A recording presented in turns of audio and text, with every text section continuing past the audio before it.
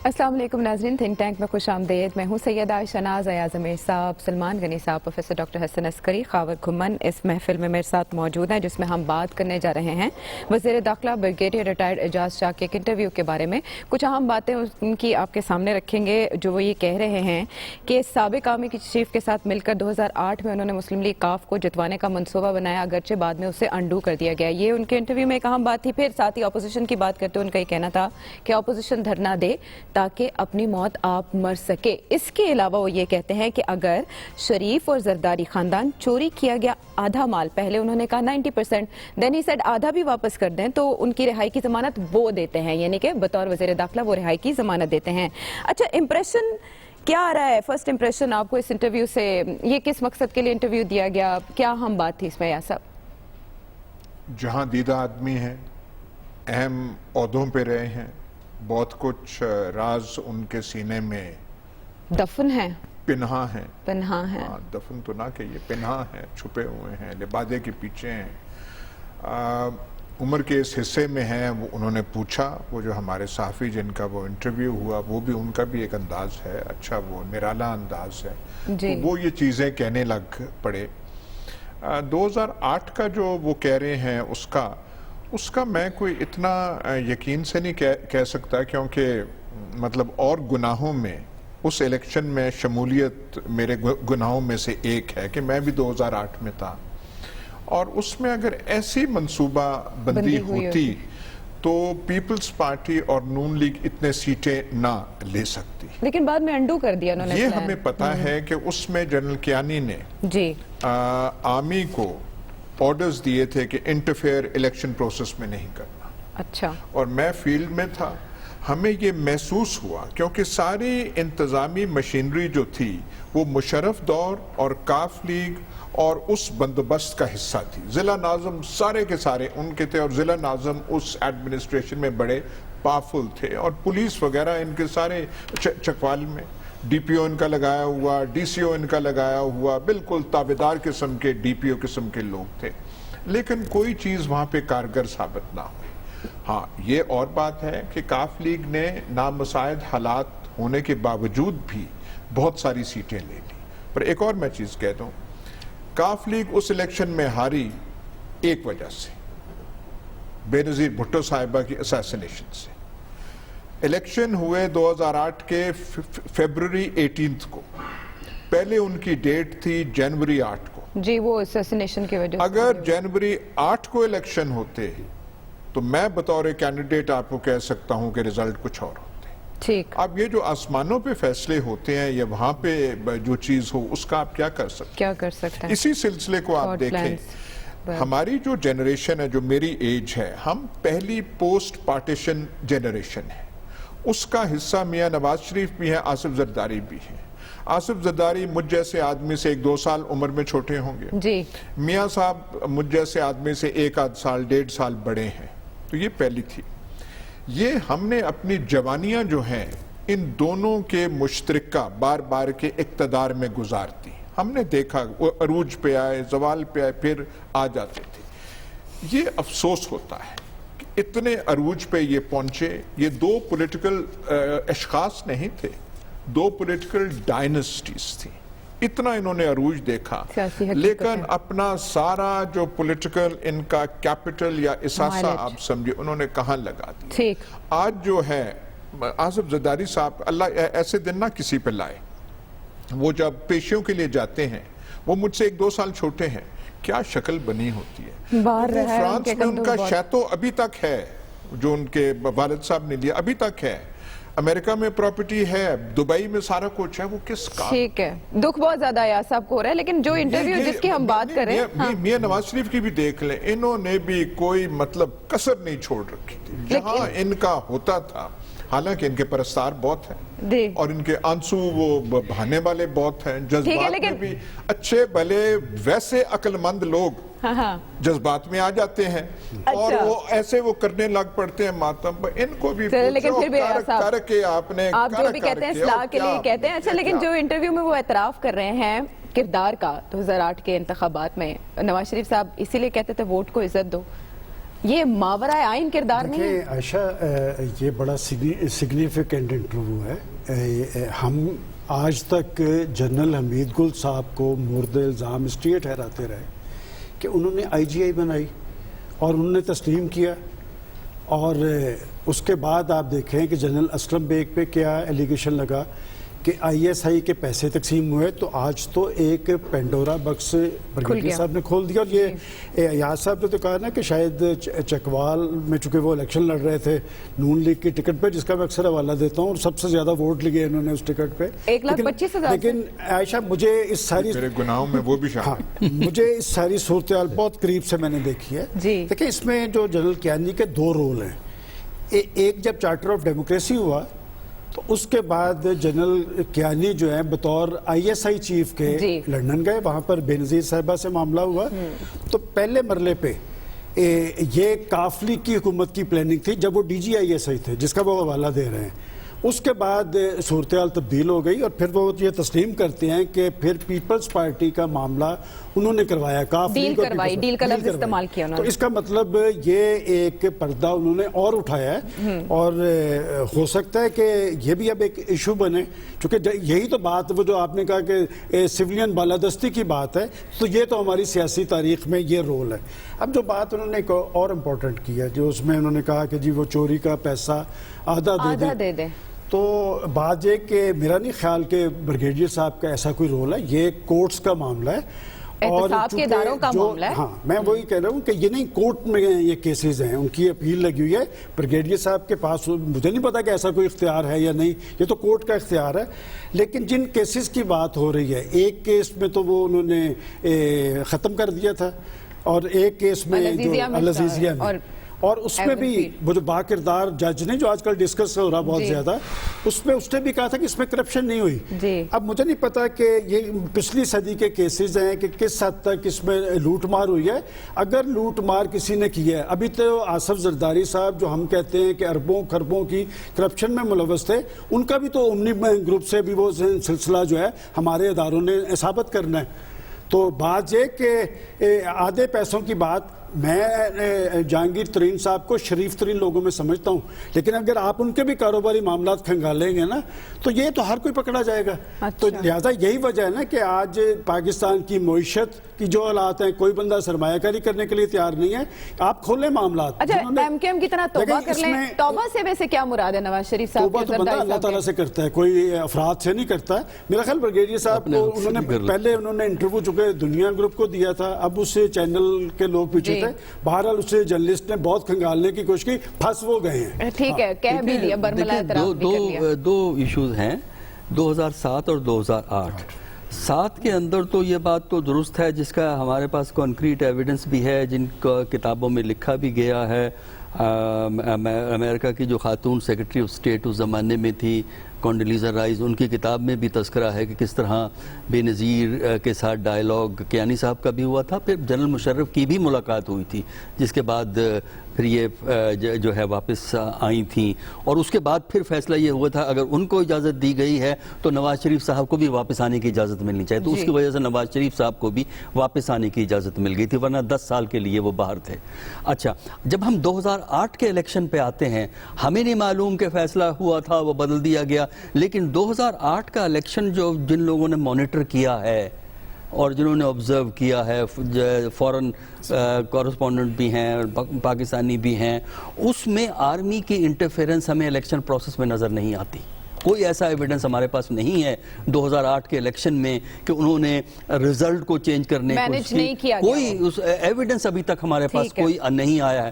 جو 1988 کی بات ہوئی ہے, 90 کی بات ہوئی ہے, وہاں ایویڈنس ملتا ہے. لیکن 2008 میں ہمارا میری اپنی کم از کم اسیسمنٹ یہ ہے کہ ہم نے خود الیکشن مانیٹر کیا ہے, اور میں نے الیکشن باہر سے مانیٹر کیا تھا, پاکستان میں نہیں تھا میں اس وقت. تو وہاں ہم جو مانیٹر کر رہے تھے الیکشن, ہماری اسیسمنٹ یہ تھی کہ 2008 کے الیکشن میں آرمی کی انٹرفیرنس نہیں تھی. اس سے پہلے کے افیئر کا تو ہم نے ذکر کر دیا ہے کہ اس میں ہو سکتا ہے. ایک دوسرا جو ایشو ہے جہاں تک پیسے کی واپسی کا ہے, دیکھیے دو پروویژن, ایک تو پلی بارگین کا پروویژن ہے وہ بھی کورٹ کے تھرو ہی ہوتا ہے, دوسرا یہ ہے کہ ایک والنٹری ریٹرن کا بھی گورنمنٹ ایک پروویژن لانے کی سوچ رہی ہے کہ والنٹری ریٹرن جس میں گلٹ کا ایلیمنٹ نہ ہو, لیکن والنٹری ریٹرن میں بھی اگر آپ ایسا کریں گے تب بھی آپ گورنمنٹ آفس ہولڈ نہیں کر سکیں گے. تو ان دونوں, تو لہٰذا اگر یہ دونوں صورتوں میں سے کوئی ایک آپشن زرداری صاحب کی یا شریف فیملی استعمال کرتی ہے تو ان کے لیے ایک ایگزٹ کا راستہ تو ہے, لیکن وہ فیصلہ کورٹ اور لا کے مطابق ہوگا. اب ہوم سیکٹری فیسیلیٹیٹ کر سکتے ہیں لیکن فیصلہ وہ نہیں کریں گے. میں صرف ایک نقطہ جو پروفیسر صاحب نے کہا 100% اس کی تائید کرتا ہوں کہ میرے ذاتی علم میں دیکھیں D G I S I کی حیثیت سے وہ سب کچھ کر رہے تھے, لیکن جو ہی وہ آرمی چیف بنے تو میرے ذاتی علم میں ہے کہ انہوں نے ایک ڈائریکشن جاری کی کہ کوئی سیاسی بندہ, کوئی انتخابی امیدوار ہمارے کسی آفیسز میں نظر نہیں آنا. بلکہ اسی زمانے میں ایک آرڈر آیا تھا کہ جتنے بھی سرونگ آفیسرز تھے سب کے سب سول جاب سے وڈرا کر لیے گئے. ٹھیک ہے, یہ بڑے اچھے سگنیفیکنٹ سٹیپس ہیں جو سامنے آ رہے ہیں, جو اس دور کی یادیں تازہ ہو رہی ہیں, لیکن اداروں کا سیاست میں کردار اس کا تو برملا اعتراف کر لیا نا خاور انہوں نے. اچھا پلیز 2 منٹ مجھے انٹرپریٹ دے دیجیے گا, اور تصحیح کرنی ضروری ہے, تصحیح کرنا ضروری ہے. آپ صاحب رائے ہیں, آپ بھی اور سلمان غنی صاحب اپنی رائے کا اظہار ضرور کریں, لیکن حقائق جو ہیں انہیں ہمیں مسخ کرنے کی اجازت میرے خیال میں کسی کو بھی نہیں دینی چاہیے. آپ نے کہا کہ جی ابھی اپنے انٹروڈکشن میں کہ جی اپوزیشن کا جو پروٹیسٹ کال ہے وہ اپنی موت آپ مر جائیں گے. اپوزیشن نہیں, وہ مولانا فضل الرحمان صاحب کا پریسائزلی نام لیا گیا, اور مولانا فضل الرحمان اس ٹائم پوری اپوزیشن نہیں ہے. پوری اپوزیشن میں پاکستان پیپلز پارٹی, پوری اور آدھی اپوزیشن نہیں, لیکن چلیں مولانا صاحب. اچھا صرف مولانا صاحب کا ذکر ہے, اور مولانا صاحب کے پاس اس وقت آپ کو پتہ ہی ہے پارلیمان کے اندر ان کی کیا حیثیت ہے, خود بھی وہ الیکشن ہار چکے ہیں. دوسری بات آپ نے ذکر کیا کہ جی بہت بڑا انکشاف کر دیا خدا, آپ بات نہیں کرنے مجھے دے رہی. اچھا نہیں, متحدہ اپوزیشن کو کوئی لیڈ نہیں کر رہے, پلیز آپ تھوڑا سا میری بات اگر آپ سن لیں تو. باقی آپ نے کہا کہ جی ہو اتنا بڑا انکشاف, وہ ایک این آر او کا ورڈ آپ نے سنا ہوگا, اس کو ایک آئینی حیثیت بھی دی گئی تھی, آپ کو یاد ہوگا, اس حوالے سے ملاقاتیں بھی ہوئیں جس طرح پروفیسر صاحب نے ذکر کیا. تو یہ تمام باتیں میرے خیال میں آلریڈی ہمارے سلیبس کا حصہ ہیں, ہمارے پولیٹیکل سلیبس کا حصہ ہیں. اس میں میرے خیال میں انہوں نے کوئی بڑا انکشاف نہیں کیا. اس وقت جو ان کی ملاقات بینظیر بھٹو صاحبہ سے اللہ نے جنت نصیب کر ان کے ساتھ ہوئی, این آر او کے حوالے سے جو بات چیت ہوئی, ملک کے اندر واپس آنا, وہ رہیں گی, اس کے بعد جنرل مشرف کنٹینیو کریں گے, پھر ایک حادثہ ہو جاتا ہے 27 دسمبر کو, اس کے بعد سارے کا سارا جو ہمارا جو پولیٹیکل لینڈ اسکیپ ہے وہ چینج ہو جاتا ہے. آ جاتے ہیں 2008 کے الیکشن کے اوپر. 2008 کے الیکشن میں ایک جو بڑی چیز ہے جس کو ابھی ہمیں میرے خیال میں اس کو بھی ذکر کرنا بڑا ضروری ہے کہ تمام جو متحدہ اپوزیشن تھی وہ الیکشن کے حوالے سے انہوں نے کہا کہ جی ہم جنرل مشرف کے جو انڈر الیکشن نہیں لڑتے. 27 نومبر کا واقعہ ہو گیا, چونکہ زرداری صاحب کی وہ سٹن لیول کے اوپر رابطے تھے, ان کو پتا تھا کہ اب یہ سمپتھی کا ووٹ بھی ملے گا اور ویسے بھی ہمارے ساتھ ظاہر بات ہے اسٹیبلشمنٹ کے ساتھ رابطہ ہے, لہذا میں نے تو الیکشن میں جانا ہے. اس کے بعد پھر وہ میسج بھجواتے ہیں محترم نواز شریف صاحب کو. نواز شریف صاحب, سلمان غنی صاحب نے تو ساری میٹنگز لاہور میں وہ اٹینڈ کی ہوئی ہیں. اے آر ڈی کو وہ یہ کہہ کے آتے ہیں جس میں عمران خان بھی تھے, جماعت اسلامی اور باقی بھی چھوٹی موٹی نیشنلسٹک پارٹی جو بلوچستان تھے, کہ جی ہم الیکشن میں نہیں جا رہے. لیکن زرداری صاحب کی کال لے کے پھر وہ الیکشن لڑ لیتے ہیں, اور یہ بیچارے آگے پیچھے بھاگتے دوڑتے رہ جاتے ہیں, یار ہمیں تو ہمارے سے تو پوچھا ہی کوئی نہیں آپ نے. اس کے بعد پھر ایک اور بات آپ نے کہا, بالکل اداروں کا کوئی جو ہے حصہ نہیں ہونا چاہیے. 2013 کے الیکشن سے پہلے انہی جنرل کیانی صاحب کے ساتھ شہباز شریف صاحب اور ہمارے دوست جو ہیں نثار علی خان صاحب کی ملاقاتیں ہوئیں. اب یہ سارا ماضی کا حصہ, میرے خیال میں اس پہ ہمیں کچھ زیادہ چونکنے کی ضرورت نہیں ہے کہ جو بریگیڈیئر شاہ صاحب نے کوئی شاید بڑے انکشافات کر دیے. باقی پیسوں کا معاملہ ہے, میں اپنی سٹوری پہ قائم ہوں, پیسہ ملے گا, یہ لوگ پیسہ دیں گے, اس حوالے سے کام بھی ہو رہا ہے. پرائم منسٹر کے پاس یہ اختیار ہے, آپ کے حکومت آرڈیننس ایشو کر سکتی ہے, یہ لوگ راضی ہوں گے تو حکومت ان کو آرٹیکل 45 کے ذریعے کوئی بھی آپ ان کو کوئی معافی دے سکتے ہیں کہ جی ٹھیک ہے جی لارجر قومی مفاد کے اندر ہے کہ پیسہ واپس آ رہا ہے چوری کا, ارب ہار روپیہ ہے, تو میرے خیال میں معافی دینے میں کوئی حرج نہیں ہوگی حکومت کو. جی پیسے دینے کے علاوہ توبہ سے کیا مراد ہے؟ نواز شریف صاحب اور زرداری صاحب توبہ نہیں کر رہے. دیکھیے جب یہ خاور صاحب کوئی بات کرتے ہیں تو اس زور سے کرتے ہیں کہ ہم جو تھوڑے سے کمزور ایمان والے ہیں ہم بھی ہل جاتے ہیں. وہ کہتے ہیں میں اپنی سٹوری پہ قائم ہوں, پیسہ دیں گے, سب کچھ ہوئے گا, فلانا ہوگا, جان دے دیں گے, پیسہ نہیں دیں گے. میں صرف یہ سمجھتا ہوں جو ہم نے دیکھا ہے کہ زرداری صاحب, یہ جو دو پولیٹیکل ڈائنسٹیز ہیں یہ اتنے بھولے بھی نہیں ہیں اور اتنے بھی نہیں ہیں کہ یہ دے دیں گے. اگر یہ انہوں نے کچھ پیسہ بھی واپس کیا پھر آپ سمجھ لیں جس چیز کی سلمان غنی صاحب کہتے ہیں کہ سیاستدان ایسے ہوتے ہیں, ختم نہیں ہوتے, یہ نہیں ہوتے, وہ نہیں ہوتے, سیاستدان جھیل لیتے ہیں, تو پھر کہانی وہ ختم ہو جائے گی. اچھا, انہوں نے اگر واپس پیسے کیے تھوڑے بھی کہ ہاں جی یہ ہم نے چودھری شوگر ملز کی جو منی لانڈرنگ ہے یہ ہم تسلیم کرتے ہیں, یہ آپ واپس کا, اس کا مطلب وہ پھر چیپٹر کلوز ہے. میرا خیال نہیں کہ ایسے ہوگا. مجھے اب 2008 کے الیکشن میں کیا ہوا اس میں زیادہ کوئی دلچسپی نہیں ہے. میں تو صرف اس چیز پہ کئی دفعہ سوچتا ہوں کہ دو چیزیں ہوتی ہیں. ایک پیسہ اکٹھا کرنا, وہ بہت سارے لوگ کر لیتے ہیں. پیسہ صحیح طریقے سے خرچنا, مطلب کسی سٹائل سے خرچنا, وہ ہر ایک آدمی نہیں کر سکتا. اور یہ جو میں تو صرف یہ سوچتا ہوں اتنی دولت کر کے وہ کہیں تو آدمی رک جاتا ہے. یہاں پہ حد کیوں نہیں دیکھی جاتی, یہ کون سی بات ہوتی ہے؟ میرا خیال ہے ابھی تک آپ وزیر اعلیٰ یا وزیر اعظم نہیں بنے اس لیے ابھی آپ کو اندازہ نہیں ہے. انہوں نے تو وہ عہدے دیکھے ہیں اس لیے انہیں اندازہ بھی ہے کہ یہ خرچ کیسے کی جانی چاہیے. نہیں, وہ آپ ایس ایچ او قلعہ گجر سنگھ بھی آپ لگ جائیں تو وہی سائیکالوجی کار فرما ہوتی ہے. اچھا, آپ پولیس والوں سے بات کریں نا, وہ کہتے ہیں دیکھیں جی ہمارے خرچے زیادہ, تنخواہیں تھوڑی ہیں. تو ان سے کوئی پوچھ لے بھائی آپ تعین کر لیں کہ آپ کا خرچہ کتنا ہے, تو اتنا آپ ہاتھ مار لیں تو پھر ٹھیک ہے. ایسے نہیں ہوتا. پھر وہ جائیدادیں لیتے ہیں, پھر یہ لیتے ہیں, پھر اور کرتے ہیں, اس کا کوئی نہیں ہوتا. وہ جو فینومینن ہے, وہ جو سائیکولوجیکل سنڈروم ہے, وہ وزیر اعظم پہ اور وہ ہر پٹواری سے لے کے اوپر تک ہوتی ہے. اگر آپ کو یہ پڑی ہو, یہ جو ہم کہتے ہیں نا کہ انگریز قوم فلانا فلانا قوم ہے, ہم دیکھ تو لیں وہاں کے وزراء اعظم رہے ہیں, وہاں سے عہدوں سے ہٹ گئے ہیں تو وہ صحافت پہ آئے ہیں, کالم لکھتے رہے اپنے خرچے پورے کرنے کے لیے. تو ایسے ہے, تو یہ ہمیں دیکھنا چاہیے کہ یہاں پہ کون سی بیماری ہے, برصغیر میں کون سی ہے. یہ جو ہمارا لینڈ آف دا 5 ریورز ہے, جو ہم کہتے ہیں عظیم ایک سرزمین ہے ہماری دھرتی ہے, اس میں یہ کیا چیز ہے کہ آپ کہیں رک نہیں سکتے. حالانکہ ہمیشہ میں صرف آخری چیز کہوں گا, وہ جیسے ہمارے دوست جو چلے گئے ہیں وہ کہا کرتے تھے بات تھوڑی لمبی ہو گئی ہے, میں ذرا مختصر کرتا ہوں کہ یہاں پہ ہمیشہ ایسے نہیں تھا. سیاستدان, سیاسی گھرانے جو ہیں ایسے نہیں کرتے تھے, اپنے پلے سے خرچ کر کے اپنی سیاست کیا کرتے تھے. ٹھیک ہے, لیکن جو بات انہوں نے کی, جیسے ڈیل کی بات کی, پھر سیٹیں دلانے کی اپنے انٹرویو میں انہوں نے بات کی, تو ایسے میں عوام یہ ضرور سوچتے ہیں کہ وہ تو ووٹ دیتے ہیں, ووٹ کاسٹ کرتے ہیں پارٹیز کو, وہ ووٹ کہاں جاتا ہے. اگر شکوک اٹھ رہے ہیں اس نظام کے اوپر تو اس کا جواب کون دے گا؟ بریک کے بعد آتے ہیں واپس.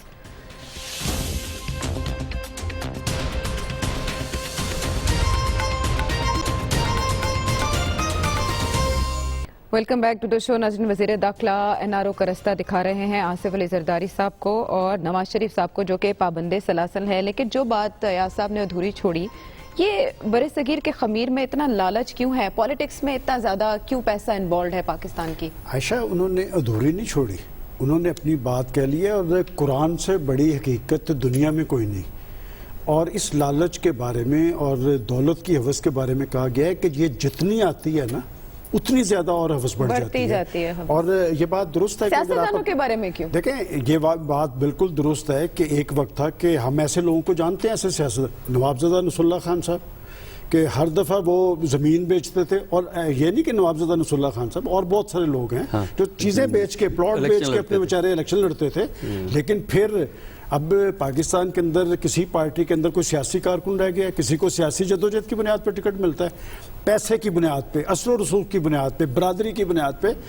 اور دوسری بات جو انہوں نے کہی ہے, میں اس کی بھی تائید کرتا ہوں کہ کس چیز کے پیسے. دیکھیں, میں نے تو اس لیے کہا کہ اس میں تو کوئی دو آراء نہیں کہ ایک تاثر بنا ہوا ہے جی کہ زرداری صاحب نے اربوں خربوں. نواز شریف صاحب کے کیس میں تو دیکھیں نا, نہ کوئی کمیشن کی بات ہو رہی ہے, نہ کوئی سرکاری اس کی بات ہو رہی ہے, لیکن ابھی تک پہلے آپ امنی گروپ کے ساتھ ان کا تعلق جو ہے وہ ثابت کریں گے. اور بات ہے کہ پاکستان کی سیاست اسی لیے بدنام ہوئی, پاکستان کے اندر ڈیموکریسی اسی لیے کمزور ہوئی کہ اب اسٹرگل کے عمل لوگ نہیں پارلیمنٹ کے اندر آتے. آپ دیکھ لیں یہ کون لوگ ہیں. اور خاور صاحب نے 2008 اور 2013 کے بعد اگلی بات نہیں کی. یہ جو 2018 میں خاور صاحب ہوا ہے یہ 2021-22 میں سامنے آئے گا. یہ آتا ہے پھر جیسے آج شاہ صاحب نے بات کی آج سے 10 سال پہلے کی, یہ سارا سلسلہ ایک چل رہا ہے. میں تو ہمیشہ سے کہتا ہوں کہ پاکستان کی سب سے بڑی سیاسی حقیقت تو پاکستان کی اسٹیبلشمنٹ ہے. یہ پولیٹیکل فورسز کیا نظریات کی بنیاد پہ کھڑی ہیں, کون سے خیالات, وہ جو خان صاحب نے مینار پاکستان پہ جس سے ٹیک آف کی تھی ان کی سیاست کہ میں پاکستان کی سیاست کو موقع پرستوں اور ابن الوقتوں سے نجات دوں گا, بیچارے 18 سال تک اس پہ کرتے رہے اور 1 سال کے اندر سارا الٹ پلٹ ہو گیا. اور آج آپ ذرا صورتحال دیکھ لیں, مجھے تو کوئی ایسا چہرہ نظر نہیں آ رہا جس نے واقعی اسٹرگل کی ہو خان صاحب کے خیالات کے ساتھ. دیکھیں پاکستان میں سیاست اس دن مضبوط ہوگی, ڈیموکریسی اس دن فعال ہوگی جب واقعتاً جو اسٹرگل کے عمل لوگ آگے آئیں گے اور پارٹیز اپنے منشور پہ اور پروگرام پہ قائم رہتے ہوئے آگے کی طرف اسی امید میں زندہ جی پروفیسر صاحب, اسٹیبلشمنٹ سب سے بڑی حقیقت ہے اس ملک کی. دیکھیں اس ملک میں بہت سی حقیقتیں ہیں, صرف ایک حقیقت نہیں ہے. اور سب سے بڑی علامت ایک جنہیں کئی حقیقتیں نام کی وجہ سے, جو ہے اس کی وجہ یہ ہے کہ پاکستان کے اندر سب سے بڑی حقیقت ہے وہ ہے پولیٹکس میں پیسے کا ریلیشن شپ. وہ ہے اس کی وجہ سے بہت سے یہ ریلیشن شپ اسٹیبلش ہوئے ہیں جن کے تذکرے ہوتے ہیں. دیکھیے جو 80s mid 80s میں جب آپ پاکستان کی پولیٹکس میں آتے ہیں وہ ایک ڈیوائیڈنگ لائن ہے. اس سے پہلے بالکل یہی تھا, بہت سے لوگ الیکشن لڑتے تھے, ایک مربع بیچا, ایک الیکشن لڑ لیا, جیت گئے ٹھیک ہے, ورنہ وہ مربع گیا, اگلی دفعہ اگلا مربع بیچ دیں گے, یہ عام کھیل تھا. دیکھیے 80s کے mid 80s میں آ کے نمبر 1 کاسٹ آف پالیٹکس بڑھ گئی. پالیٹکس کا خرچہ جو ہے وہ آپ اگر چیک کریں 85 کا الیکشن جو کہ پارٹی لیس الیکشن تھا اور پہلے الیکشن میں ایک تو کاسٹ ہو گئی. اچھا جب کاسٹ ہو جاتی ہے تو پھر پالیٹیشین نے یہ بھی سوچا کہ ہم اس کاسٹ کو پوری کریں اور اس کاسٹ کے بعد ہمارے پاس اتنا پیسہ ضرور ہونا چاہیے کہ اگلے الیکشن پہ ہم لڑ سکیں. اگلے الیکشن کو سیکیور کرنے کے لیے پیسہ کمانے کا جو ہے وہ سلسلہ جو چلتا رہا.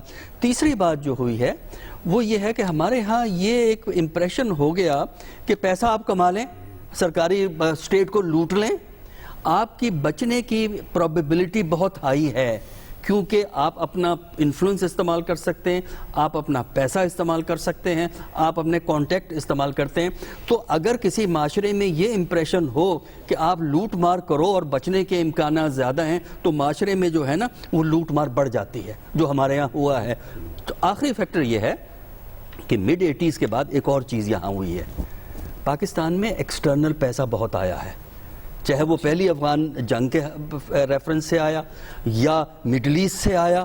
85 دیکھیے سب سے پہلے جو پیسہ جو آیا ہے یہاں پہ وہ لوگ ہیں جنہوں نے مڈل ایسٹ میں مین پاور بھیجی, بہت پیسہ آیا اور انہوں نے وہ پیسہ پالیٹکس میں خرچ کیا, یا تو انفلوئنس خریدنے کے لیے یا خود الیکشن لڑنے کے لیے. اس کے بعد جو پیسہ یہاں 90s آنورڈ جو پیسہ یہاں آتا ہے وہ آتا ہے ریئل اسٹیٹ بزنس میں. جو ریئل اسٹیٹ بزنس والے ہیں انہوں نے اتنا پیسہ کمایا کہ وہ پولیٹیشنز کو خریدتے بھی تھے, پولیٹیشنز کا الیکشن لڑواتے بھی تھے. اس کی وجہ سے پاکستان کی پولیٹکس میں پیسہ بہت ہے. الیکشن آپ لڑ نہیں سکتے اس لمٹ کے اندر جو لمٹ الیکشن کمیشن نے الیکشن کے لیے رکھی. تو ابھی اس کو ریورس کرنا ممکن نہیں ہے, فوری طور پہ تو ممکن نہیں ہے. وجہ یہ ہے کہ کرپشن اتنی ڈیپ روٹڈ ہو گئی ہے ہمارے ہاں, بڑے بڑے لوگ پیسہ اتنے بنائے ہیں جو کیسز چل رہے ہیں ان میں سے ٹھیک ہے ہم ایگزیجریشن ہو سکتی ہے لیکن لوگوں نے پیسہ اتنا بنایا ہے اور ان کا کوئی خاص بگڑا نہیں, 2-4 سال کی قید ہے اور بگڑا کچھ نہیں ہے ان کا, لہذا پروبیبلٹی آ جائے گا نا. قومی اور صوبائی اسمبلی کے الیکشن کے لیے جو حد لمٹ رکھی گئی وہ تو بے معنی ہے, صرف الیکشن ڈے پہ اتنا طرز حکومت تو بدلنے کی بات خان صاحب خاور ہمیشہ سے کرتے آ رہے ہیں, جو طرز سیاست ہے اس کو کون بدلے گا, کہاں سے آغاز ہوگا؟ بالکل اس کا جو آغاز ہے وہ پولیٹیکل پارٹیز کو ہی کرنا ہے. اس میں کوئی دو رائے نہیں ہے کہ اسٹیبلشمنٹ کا کردار ماضی میں رہا ہے, ابھی بھی سرٹن لیول پہ ہے. بٹ پرابلم یہاں پہ جس کو ہم ڈسکس کر رہے ہیں کہ کیا ہم عمران خان کی حکومت جو 1 سال پہلے آئی تھی اس پہ چلے معاشی سطح کے اوپر تو ایک ڈیفرنٹ ان کا جو پرفارمنس رپورٹ کارڈ ہے, لیکن جو موجودہ تمام ادارے ہیں جن کے تحت اس ملک کی سیاست کو آگے چلنا ہے, یہ چل رہی ہے, اس کے ذمہ داران کون ہے؟ جو الیکشن کمیشن ہے ابھی جس کا پیچھے رولا رپا پڑا ہوا ہے کہ جی اس کے جو ممبران کی اپوائنٹمنٹ ہے اس کا طریقہ کار ہی نہیں رکھا گیا جی، اس لیول تک رکھا ہے کہ جی کمیٹی بنے گی، اس کے بعد کمیٹی کے بعد آپ نے کچھ نہیں کہا۔ نیب کا قانون ہے، آج پاکستان پیپلز پارٹی اور پاکستان جو مسلم لیگ نون ہے صبح دوپہر شام ایک ہی بات کرتے ہیں جی نیب کا قانون بہت خوفناک ہے، خطرناک ہے، اس کو ختم ہونا چاہیے، جس کے اثرات آج کل جو موجودہ حکومت کو بھی اب تھوڑی سی ہیٹ محسوس ہو رہی ہے، وہ بھی کہہ رہے ہیں اس کو چینج ہونا چاہیے۔ تو اس کو کس نے چینج کرنا ہے؟ آپ نے بیٹھ کے جو حکومت کے اندر بیٹھے ہیں، جو پارلیمان کے اندر لوگ بیٹھے ہوئے ہیں، مسئلہ یہ ہوتا ہے کہ جب آپ حکومت میں ہوتے ہیں، آپ کے پاس اقتدار ہوتا ہے، اس وقت آپ کسی ریفارم ایجنڈے کی طرف نہیں جاتے، اس وقت ایک ہی کام آپ کو نظر آ رہا ہوتا ہے کہ آپ نے پیسہ کتنا اکٹھا کرنا ہے، اگلا الیکشن آپ نے کس طرح جیتنا ہے، دوبارہ حکومت میں کیسے آنا ہے۔ اومنی گروپ کی جس طرح ذکر ہوا، وہ آلریڈی 3 ارب روپیہ تو آلریڈی وہ دے چکے ہیں اس میں پلی بارگین کے تحت۔ ہماری اطلاع کے مطابق اومنی گروپ کے چاند ایک ارکان ان کی پلی بارگین کا پروسیس چل رہا ہے، تو کافی لمبا چوڑا نوٹ جو حکومت کو ملنے جا رہا ہے وہ ڈالرز کے اندر ہے، وہ بھی اس کی بھی تفصیلات سامنے آ جائیں گی۔ آپ نے کہا عائشہ کہ این آر او دکھا رہے ہیں، این آر او نہیں دکھا رہے، کلاس 25 ہے نیب آرڈیننس کا، اس کے پلی بارگین کی ایک صاف آپشن ہے، اور موجودہ پاکستان مسلم لیگ نون کے جو تمام لیڈران اس وقت نیب کے تحت ہی جو نیب کے قانون کے تحت ہی پکڑے گئے ہیں، ان کے اگینسٹ انویسٹیگیشن چل رہی ہیں، تو وہ ایک آپشن استعمال کر سکتے ہیں۔ آرٹیکل 45 کو میں نے ذکر کیا، پریزیڈنٹ کے پاس ایک خبر کوئی بتائی دے، آپ نے کہا سلسلہ چل رہا ہے، کوئی امکانات لگ رہے ہیں آپ کو کہ مان جائیں گی پارٹیز؟ آپ نے کہا پیسہ ضرور واپس آئے گا، کوئی ہے خبر اس بارے میں مستند؟ میں ایک آپ کو خبر جو ضرور میں دیتا چلوں کہ عمران خان کے اوپر آپ ہر طرح کا اعتراض رکھ سکتے ہیں، ان کا طرز سیاست، الفاظ کی سلیکشن، وہ جو بھی گورننس اس طریقے سے کر رہے ہیں، لیکن وہ احتساب کا جو ایجنڈا ہے اس پہ وہ کمپرومائز نہیں کرے گا، اور وہ اس حوالے سے جس طرح ایک سے زیادہ دفعہ بھی امریکہ کے اندر بھی جب تقریر تھی وہاں پہ بھی عمران خان نے یہی کہا تھا کہ بھائی پیسے دے دیں اور چلے جائیں۔ تو وہ پیسے نہیں دیں گے، یہ ڈٹے رہیں گے، میچ پھنسا رہے گا۔ ٹھیک ہے خبر، پیسہ جو ہے، پیسہ ابھی آپ کے سامنے آپ کو نظر آ رہا ہے بینکس کے اندر، تو پورا کوہ طور پہ نہیں لیکن آدھا کوہ طور پہ تو پہنچا دیتے ہیں امیدوں کے۔ لیکن بات سنیں، یہ حسن انتخاب تو دیکھیں جی، ایک وزیر صاحب ہیں جن کا وہ اپنے ہمسائے کے ساتھ وہ بہنس کے اوپر لڑائی ہوئی تھی، نام ان کا یاد نہیں آ رہا۔ ٹھیک ہے سر، نہیں ہم چاہ نہیں رہے تھے کہ نام یاد کریں، آدمی بھول جاتا ہے اس کا نام۔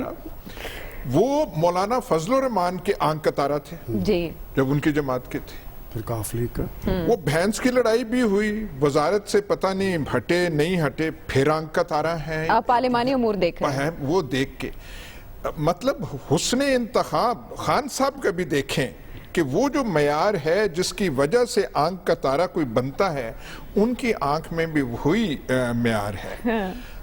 خاور صاحب زیادہ جانتے ہیں، وہ تو ہمیں روز دھمکیاں دیتے ہیں اسلام آباد میں بیٹھ کے، میں یہ ہے کوئی بتا دیں کہ وہ جو دربار آج کل کی موجودہ دربار ہے، وہاں کوئی غریب آدمی کا بھی کوئی انٹری ہے، کوئی موجود ہے، کوئی نام ایک دو لے دیں کہ یہ ہے جو وہاں پہ طرز حکومت انہوں نے واقعی بدلا ہے، انداز جو ہے ان کا تبدیل ہوا ہے، عوامی ہو گیا ہے۔ وہ جو دربار ہے، وہ جس پہاڑی پہ، اس پہاڑی کا بھی نام نہیں ہمیں یاد آ رہا، وہاں پہ جو ہے اس میں کوئی غریب بیچارہ آدمی ہے، کوئی جا سکتا ہے، کوئی آ سکتا ہے۔ خاور نے اپنا نام دے دینا ہے، خاور آپ کی تو ایکسس ہے، دیکھا آپ نے آپ کے علاوہ کوئی غریب ہو وہاں پر؟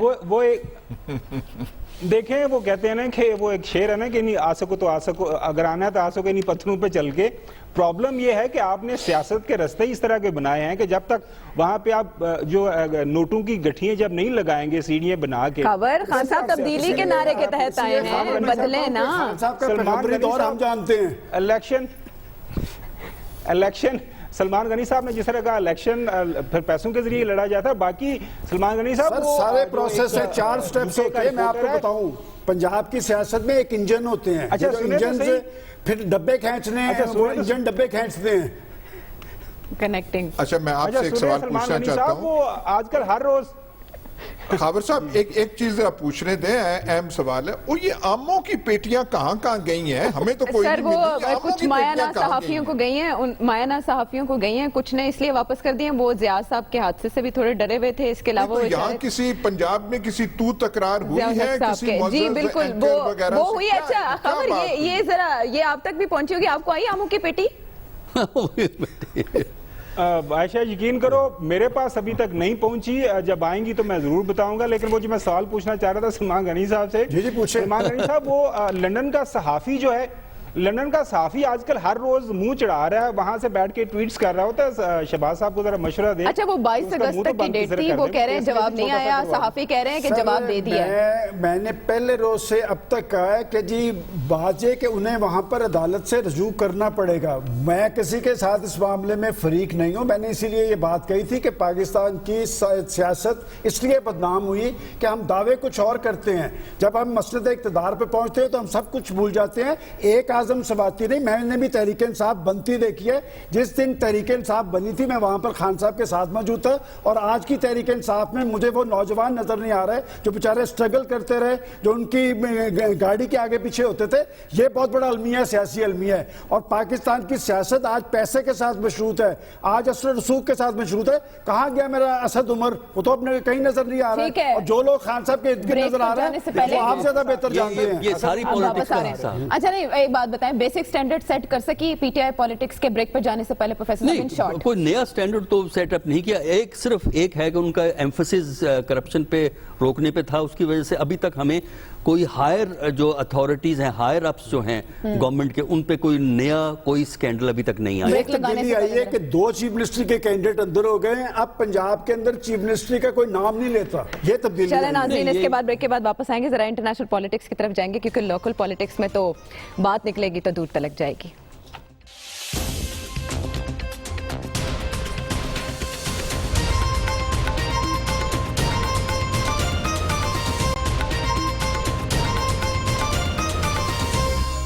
ویلکم بیک ٹو دا شو. ناظرین، کشمیر کا معاملہ جس کو ہائی لائٹ کر رہا ہے پاکستان بھرپور طریقے سے، لیکن ایسے میں امریکی صدر ڈونلڈ ٹرمپ کے کردار کو بھی فراموش نہیں کیا جا سکتا. ثالثی کی بات کر کے انہوں نے اس ایشو کو بہت زیادہ لائم لائٹ میں لایا.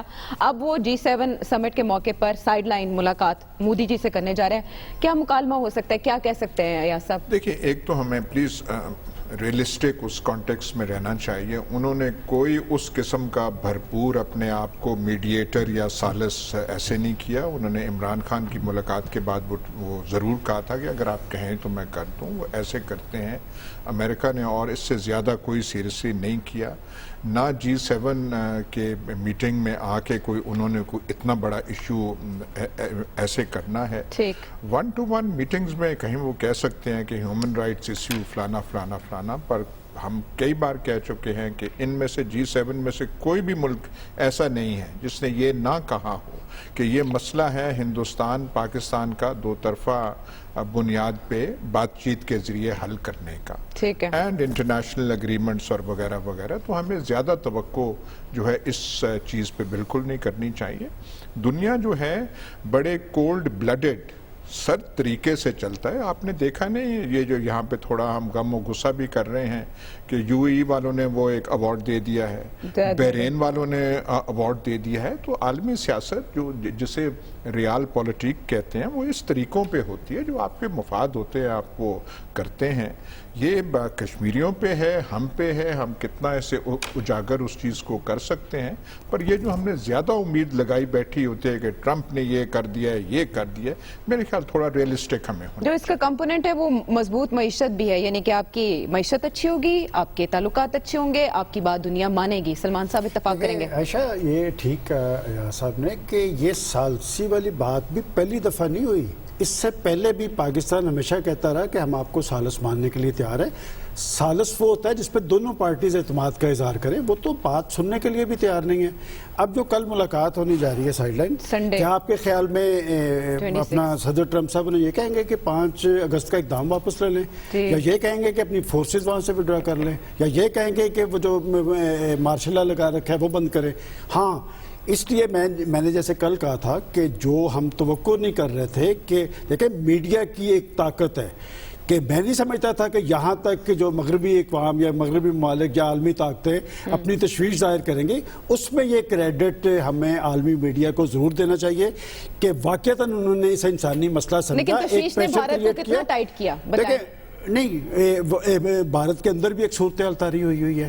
یہ ہو نہیں سکتا کہ پاکستان کے اندر کوئی دیکھیں نا ایونٹ ہو تو جو الیکٹڈ گورنمنٹس ہوتی ہے وہ تپش محسوس کرتی ہے. اور میں نہیں سمجھتا کہ اس وقت جو صورتحال ہے میڈیا کی عالمی بنیاد پہ اور ہندوستان کے اندر یقین، اور اسی لیے ہے کہ ٹرمپ صاحب نے کہا کہ میں ان سے سائیڈ لائن بات کیا کریں گے. بات وہ یہ کریں گے کہ جناب یہ جو ایشو ہے بن رہا ہے انسانی حقوق کا دنیا کے اندر، آپ اپنے طرز عمل کو دیکھیں اور یقیناً نہیں، وہاں پر ہزاروں کی تعداد میں دیکھیں پچھلے 72 گھنٹے سے کیا ہو رہا ہے، ہزاروں کی تعداد میں لوگ پکڑے جا رہے ہیں وہاں پر، حریت پسند پکڑے جا رہے ہیں، سیاسی کارکنوں کے وہاں پر خود سیکورٹی اہلکار، لیکن پھر بھی کیا وہ قابو پا سکیں گے؟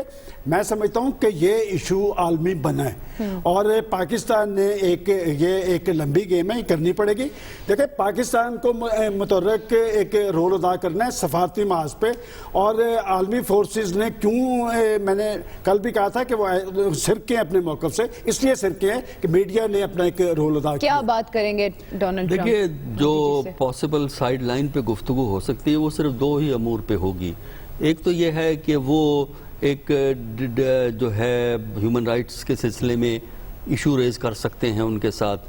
دوسرا یہ کہ ڈائیلاگ کرنا چاہیے، ہندوستان اور پاکستان میں ڈائیلاگ کے ذریعے معاملات کو طے کرنا چاہیے. 2 باتیں یہ کہیں گے، اس سے زیادہ آپ کو ایکسپیکٹ نہیں کرنا چاہیے. ہاں صدر ٹرمپ کے بیانات کا ایک فائدہ تو ضرور ہوا ہے، وہ یہ ہے کہ اس ایشو کو انٹرنیشنلائز کرنے میں ایک اچھا خاصا ان کا رول رہا ہے ان کے بیانات کی وجہ سے. ظاہر ہے پریزیڈنٹ آف امریکہ بیان دے، کسی قسم کا بھی بیان دے، اچھا دے برا دے، وہ میڈیا اس کو اٹھاتا ہے. انٹرنیشنل میڈیا کم از کم 24 گھنٹے تو چلائے گا نا اس ایشو کو، تو یہ فائدہ ہوا ہے. دوسرا یہ ہے کہ جو ہیومن رائٹس کے ایشوز پیدا ہوئے ہیں، جو اندرونی صورتحال کشمیر کے اندر خلاف ہے، اور یہ احساس قوی ہے انٹرنیشنل لیول پہ کہ جیسے ہی کنڈیشنز ریلیکس ہوں گی وہاں ایک ریولٹ کی صورتحال ہوگی. یہ ہے ایک ڈیسائسیو فیکٹر جو کہ کشمیر کو ایک خاص ڈائریکشن میں لے جا سکتا ہے. اور پاکستان کا جو رول اس وقت یہی ہے کہ جو ایک فیوریبل انوائرمنٹ آپ کو نظر آتی ہے کشمیریوں کی طرف، اس کو فائدہ اٹھاتے ہوئے اپنے ڈپلومیٹک کلاؤڈ کو، اپنے ڈپلومیٹک وزن کو جو ہے وہ بڑھانے کی کوشش. ایک بار پھر سیکیورٹی کونسل لے جانے کی بات ہو رہی ہے ایشو کو. دیکھیں فی الحال سیکورٹی کونسل میں لے جانے کی ضرورت نہیں ہے. وجہ اس کی یہ ہے کہ جنرل اسمبلی کا سیشن آ رہا ہے. جنرل اسمبلی کے سیشن میں عمران خان نے تقریر کرنی ہے اور وہاں عمران بھی ہوں گے، فارن منسٹر بھی ہوں گے، اور بھی لوگ ہوں گے. وہاں آپ کو لابنگ کرنی ہے. وہاں آپ یہ دیکھیے کیونکہ جو پہلے 2 ہفتے ہوتے ہیں جنرل اسمبلی کے، اس میں heads of state, heads of government, foreign ministers آتے ہیں. تو آپ وہاں لابنگ کریں ریلیونٹ کنٹریز کے ساتھ سے، خاص کر 5 major powers plus Germany plus Japan اور اسکینڈینیویا کے کنٹریز جو ہیں ان کے ساتھ، یورپین کنٹریز کے ساتھ، ان سے لابنگ کر کے دیکھیں کہ ان کا موڈ کیا ہے، اور ان کو کنونس کریں کہ یہ لیڈ لیں پیسفل ریزولوشن کے لیے، تب جا کے کچھ بات بن سکتی ہے. ٹھیک ہے، امریکہ نے خاص کردار سے آگے نہیں بات کی. خبر جو ڈونلڈ ٹرمپ ہیں ایز اے کیٹلسٹ، وہ کتنا اہم کردار ادا کر سکتے ہیں، کتنے فوری نتائج آ سکتے ہیں ان کے اس طرح کی سٹیٹمنٹس کے بعد؟ عائشہ دیکھیں جو اصل ایشو ہے نا افغان پیس پروسیس، جب میری کچھ لوگوں سے بات بھی ہوئی ہے، کچھ کابل میں لوگ بیٹھے ہوئے ہیں جو اس ایشو کے اوپر نظر رکھے ہوئے. اب ظاہر بات ہے جو انڈینز ہیں وہ اس بات سے پریشان ہیں کہ اگر جو پاکستان کا ویسٹرن بارڈر ہے وہ سیف ہو جاتا ہے، افغانستان کے اندر امن ہو جاتا ہے، تو وہ پھر سارے کا سارا جو فوکس ہے وہ ہماری طرف ہو جائے گا، انڈیا کی طرف ہو جائے گا. تو وہاں پہ جو ٹرائکا ہے، ڈوول، وہ امیت شاہ، راج ناتھ، وہ اس چکر میں ہے کہ کسی نہ کسی طرح جو مقبوضہ کشمیر ہے وہاں پہ وہ سٹیبلائز کریں، اپنے آپ کو اسٹرینتھن کریں، افواج وہاں پہ اتار دی ہیں. یہ ظاہر بات ہے کہ مس کیلکولیشن ہو گئی ہے. اور جب ہم بات کرتے ہیں پریزیڈنٹ ٹرمپ کی، عائشہ دیکھیں پریزیڈنٹ ٹرمپ کا یہ کہنا، وہ الفاظ پریزیڈنٹ ٹرمپ کے ہیں کہ ہائیلی ڈینجرس اور ایکسپلوسو سچویشن ہے. اور پریزیڈنٹ ٹرمپ جیسا شخص ہے اس کو یہ بھی جو ہے اس کو بریف کیا گیا ہے کہ یہ صرف ایک علاقے کا ایشو نہیں ہے. اس نے کہا کہ it is a religious issue, اور جہاں پہ ریلیجنس انوالو ہوتے ہیں یہ بڑا کمپلیکیٹڈ مسائل پیدا کرتے ہیں. ظاہر بات ہے دنیا نے ہولوکاسٹ دیکھا ہے، دنیا نے ہٹلر کی رجیم دیکھی ہے، اور جس طریقے سے ہم میرے خیال میں اچھا ہم نے وہ الفاظ کا چناؤ ہمارے پرائم منسٹر نے اور ہمارے فارن آفس نے کیا، دنیا کو یہ باور کروانے کی کوشش کر رہے ہیں کہ یہ لوگ مقبوضہ کشمیر کے اندر یہ کرنا جا رہے ہیں. اب ہمیں اپنا جہاں پہ ہمارا لیوریج ہے وہ استعمال کرنے کی کوشش تو ہم ضرور کریں گے, اور بالکل ایاز صاحب نے صحیح کہا, ہم اس وقت یہی کر سکتے ہیں, دنیا کو یہی بتا سکتے ہیں کہ یہ ہو رہا ہے. اس کے حوالے سے آپ جو بھی جو ادراک جو کر سکتے ہیں جس لیول کا وہ کریں. لمبی گیم ہے, لمبی اننگز ہے, کھیلنی پڑے گی آپ کو, ظاہر بات ہے اگنور تو نہیں کر سکتے. کوئی بھی پاکستان کی حکومت تو کل کلاں کو بلاول آ جائے, مریم صاحبہ آ جائیں, وہ یہ نہیں کہہ سکتے کہ ہم کشمیریوں کو بھول جائیں اور بالکل ہاں آپ ہنسی اسی رہیں, ایسا ہو نہیں سکتا. تو یہ چلنا ہے معاملہ. امریکہ کا کردار ہے, ایک ظاہر بات ہے سپر پاور ہے, اور افغانستان کا مسئلے کے ذریعے سے شاید ہمیں کچھ وہاں پہ انفلوئنس مل جائے. جی, کتنا انفلوئنس افغان مسئلے کی وجہ سے پاکستان کر سکتا ہے امریکہ کے رویے کو؟ یہ لانگ ٹرم مسئلہ ہے. کشمیری اکیلے اور تنہا ہیں, ہم ان کے ساتھ ہیں ایک حد تک, اور ہم اکیلے ہیں. ہمارے ساتھ اس مسئلے ہم کیسے دنیا کو ہم نوا کریں؟